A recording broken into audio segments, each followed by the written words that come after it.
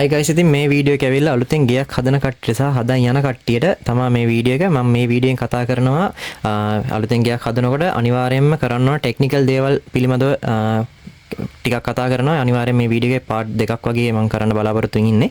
ඉතින් පළවෙනි කාරණේ ඇවිල්ලා ස්මාර්ට් හෝම්. ස්මාර්ට් හෝම් එකක් කියන්නේ ස්මාර්ට් ස්විච් හයි කරද්දී අපිට ගොඩක් වෙන කරුණු කියන්නේ වෙන සිද්ධි ටිකක් තමයි දැන් මම මේ කියන්නේ. එතකොට සාමාන්‍යයෙන් අපි හදපු ගේ එක ස්මාර්ට් හෝම් කරන්න යනවා නම් ස්මාර්ට් ස්විචස් අනිවාර්යෙන් අපි දානවා.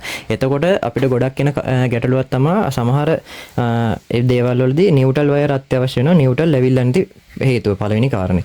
එතකොට ඒ කියන්නේ අපිට අනිවාර්යෙන් අලුතෙන් ගියක් වයරින් කරද්දී ඔයාලා ඔය ඉලෙක්ට්‍රිකල් ටෙක්නීෂියන්ට කියන්න අපි ස්මාර්ට් හෝම් එකක් කරන්න බලාපොරොත්තු වෙන තියෙනවා. එතකොට ඒකට අදාළ කරන නිව්ට්‍රල් අනිවාර්යෙන් ගෙනල්ලා තියන්න කියලා. නිව්ට්‍රල් නැතුවත් ස්මාර්ට් ස්විච් හයි කරන්න පුළුවන්. ඊට වඩා ලේසි නිව්ට්‍රල් ගෙනල්ලා තියාගත්තාම ඒකේ කරදරයක් වෙන්නේ නැහැ. එතකොට නිව්ට්‍රල් තියෙන ස්විච් එකක් හරි නැති ස්විච් එකක් හරි දෙකටම අපිට වැඩේ ඒක හයි කරගන්න පුළුවන්. ඉන්සුලේෂන් එක කරගන්න ලේසි.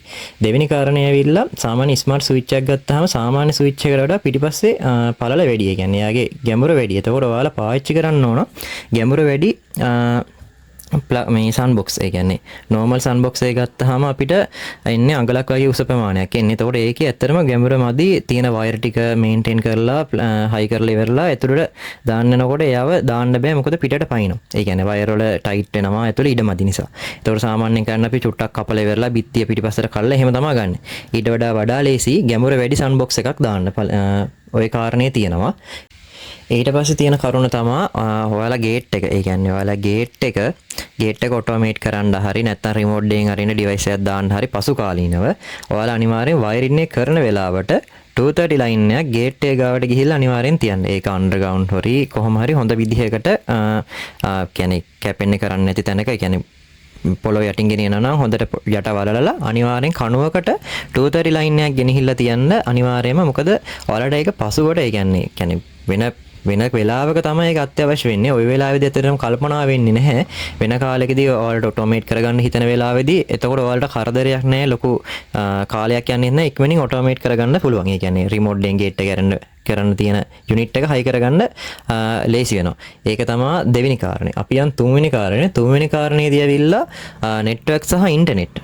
එතකොට සාමාන්‍යයෙන් ඔයාලා SLD ලයින් එකක් හරි ඩයලොග් රවුටර් එකක් හරි මොකක් හරි යම්කිසි Wi-Fi නෙට්වර්ක් පාවිච්චි කරන්න අපිට Wi-Fi ඕන වෙනවා. එතකොට සාමාන්‍යයෙන් ඔයාලා කරන්න ඕන දෙයක් ටිකක් ඔයාලගේ ලොකු ගයක් නම් නෙට්වර්ක් ඒ කියන්නේ රවුටර් එකක් ගත්තාම සමහර වෙලාවට ඒ කියන්නේ එක කාමරයකට සිග්නල් තියෙනවා ඊට පස්සේ සාරයට සිග්නල් තියෙනවා වෙනත් කාමර වලට සිග්නල් නැතුව යන්නේ. එතකොට සාමාන්‍යයෙන් ඔයාලට මේකට හැබැයි කොස්ට් එකක් යනවා. ඉලෙක්ට්‍රිකල් ලයින් යන ඒකවත් එක්කම නෙමෙයි වෙනම ලයින් එකක් යවන්න cat 6 කේබල් වලින් වෙනම එක කාමරෙන් කාමරයට නෙට්වර්ක් පොයින්ට් එකක් තියන්න. ඒ හැම නෙට්වර්ක් කේබල් එකක්ම ගෙනල්ලා ඔයාලා ඩිසයිඩ් කරගන්න DVR එක සහ නෙට්වර්ක් සෙට් එක මම ගේන්නේ මෙන්න මේ කාමරේ මෙතන නැත්තම් පැසේජ් එක හරි කොහේ හරි තැනක් ඔයාලා ඩිසයිඩ් කරගන්න. මම මෙතන තමයි නෙට්වර්ක් ස්විච් ටික ඔක්කොම දාගන්නේ. එතකොට ඔයාලා තීරණය කරගන්න ඕන. ඒක ප්ලෑන් එකත් එක්කම තමයි ඒක වෙන්නේ. එතකොට එතනට තමයි සම්පූර්ණ එක කාමරෙන් කාමරයට ඔයාලා නෙට්වර්ක් කේබල් තනි කේබල් එකක් ඇදලා තියෙනවා. එතකොට ඔයාලට පසු කාලිනව නෙට්වර්ක් ස්විච් එකක් ගහලා ඉවරලා සම්පූර්ණ එක රවුටර් එකක් ගත්තට පස්සේ ඔක්කොම එකෙන් මේන්ටේන් කරගෙන යන්න පුළුවන්. එතකොට එක බිල් එක නැත්තම් එක කාමරෙට තව රවුටර් එකක් තවත් කාමරෙට තව රවුටර් එකක් මම දැන් ගොඩක් ගෙවල් වල අපි ගියපුවම ඔය ප්‍රශ්නේ දැකලා තියෙනවා. එක කාමරයක එක ඩයලොග් රවුටර් එකක් තියෙනවා. තව කාමරයක තව එකක්. ඒතකොට SLD ලයින් එකක් වෙනම තියෙනවා. POTV බලන්න එහෙම කිය. එහෙම නැතුව එක රවුටරෙන් ඔක්කොම එක බිල් එකයි එක රවුටර් එකයි. එතකොට ඔයාලට හැබැයි මේක මුලින් කරද්දි ඔයාලට වයරින් කොස්ට් එකක් යනවා. එතකොට වයර් වල යනවා. අනිවාර්යෙන් පාවිච්චි කරලා cat 6 කේබල් පාවිච්චි කරන්න. මොකද වෙන කේබල්ස් දාන්න එපා. නෙට් මේ ඔයාලට ගොඩ කියන්නේ අපි මේක දාන්න එක one time නේ. එතකොට අනිවාර්යෙන් කපරාදුවට මෙයා වැහිලා යනවා. ඒක නිසා හරි විදිහට හොඳට ඉන්සුලේට් කරලා ඉවරලා ප්‍රධානම කාරණේ යන වයරින් ලයින් එක. ඒ කියන්නේ වයරින් එකත් යන එකත් එක්ක යවන්න එපා. මේකට වෙනම බට දාලා ඉවරලා වෙනම ලයින් එකක් යවන්න. එහෙම නෙට්වර්ක් පොයින්ට් දාගන්න හැමතැනම කියන්නේ ඔයාලට හිතනවනේ දැන් මේ කාමරේට මට එකක් ඕන. ඉතින් ඔයාලා ඒකේ ඒරියා එකත් එක්ක තමයි තීරණය කරන්න ඕන. මම දැන් මට තේරෙන විදිහට තමයි මම කියන්නේ එක කාමරයක නෙට්වර්ක් පොයින්ට් එක ගන්න දාගන්න. ඒ වගේම තමයි ටීවී එක එන තැනට අනිවාර්යෙන් නෙට්වර්ක් පොයින්ට් එක ගෙනල්ලා තියනවා. ඔයාලා Wi-Fi එකෙන් ටීවී එක අනිවාර්යෙන් කනෙක්ට් කරලා ඉවරලා සාමාන්‍ය YouTube ඊට පස්සේ ගේම් කන්සෝල් එකක් වගේ තියෙනවා නම් ඒවට Wi-Fi පාවිච්චි කරනවට වඩා wired connection එකක් තියෙද්දි ඔයාලට ස්පීඩ් එකෙන් ගේම් ගහන්න කරන්න පුළුවන් සහ YouTube play කරගන්න පුළුවන්. අන්න ඒ නිසා අනිවාර්යෙන් මතක ඇතුව TV එක ගාවට TV එන තැන් ටිකටත් අනිවාර්යෙන් නෙට්වර්ක් කේබල් එකක් ගෙන්න ගන්න. ඊළඟ කාරණාව අපි අනිවාර්යෙන් සිකියුරිටි සිස්ටම් එකක් අරගෙන ඒ කියන්නේ CCTV ලයින් එකක් දානවා. CCTV ලයින් එකක් දාද්දී ඔයාලට ඩිසයිඩ් කරගන්න පුළුවන් වේලාසන කල් තියාම ඩිසයිඩ් කරගන්න පුළුවන් මම මෙන්න මේ ලයින් එක කවර් කරන්න මට මෙතන කැමරා එකක් ඕන. කැමරා මෙතනට ඕන. ඒ කියන්නේ මෙන්න මේ කවර් කරගන්න මෙන්න මෙතන පොයින්ට් එකයි මෙහෙම කියලා. එතකොට දැන් සාමාන්‍යයෙන් අපි ඔක්කොම වැඩ ෆිනිෂ් කරලා ඉවරලා කැමරා ලයින් එක දාන්න ගත්තාම අපිට කරන්න දෙයක්වත් නැහැ. එතකොට වෙන්නේ අනිවාර්යෙන් පිටින් බට ගෙනහිල්ල ඉවරලා ක්ලිප් කරලා තමයි අපිට තියන්න වෙන්නේ කැමරාව. එතකොට ඔයාලට වේලාසන කරගන්න පුළුවන් කපර පිටපැත්ත කපරාදු කරලා නැත්නම් ඔයාලට පුළුවන් වේලාසන සාමාන්‍යයෙන් අඟල බටයක් දානවා නම් වඩා ලේසි.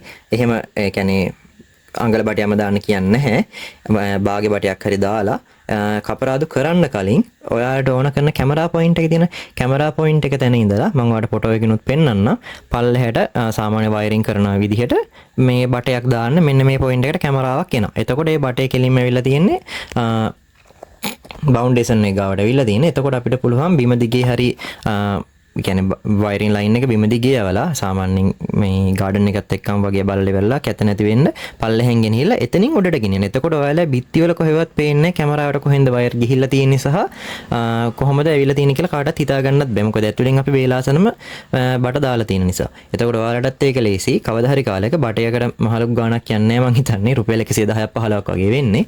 එතකොට කැන්ඩියුට් බාගේ බටයක් හෝ අඟලේ බටයක් දාලා තියන්න වේලාසන මෙන්න මේ පොයින්ට් වලට කැමරා එනවා කියලා. එතකොට සාමාන්‍යයෙන් ගෙවල් ඇතුලේ කියන්නේ එලිවින් ඒරියාස් වල සාමාන්‍ය කැමරාවක් ඕන වගේ නම් ඒ තැන් ටිකත් ඔයාලා ඩිසයිඩ් කරලා කැට් කේබල් එකක් පවර් ලයින් එක එන තැන් ටික ඩිසයිඩ් කරලා ඉවරලා වෙනම කේබල් ගෙනලා දෙන්න. මොකද පස්සේ කාලෙක හිතන්නකෝ බීම් එක මේ ස්ලැබ් එකක් තියෙන තැනක් කියලා ස්ලැබ් එකක් තියෙන තැනකට කැමරාවක් කිල්ලුවොත් අපිට කරන්න වෙන්නේ එකම සොලියුෂන් එක කේසින් එකක් ගහලා තමයි ගන්න වෙන්නේ.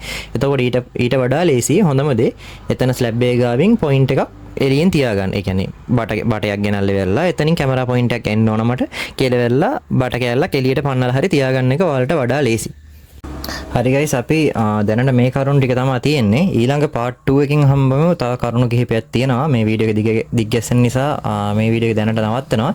හරි ගයිස් next වීඩියෝ එකකින් හම්බෙමු. Thank you guys. Bye.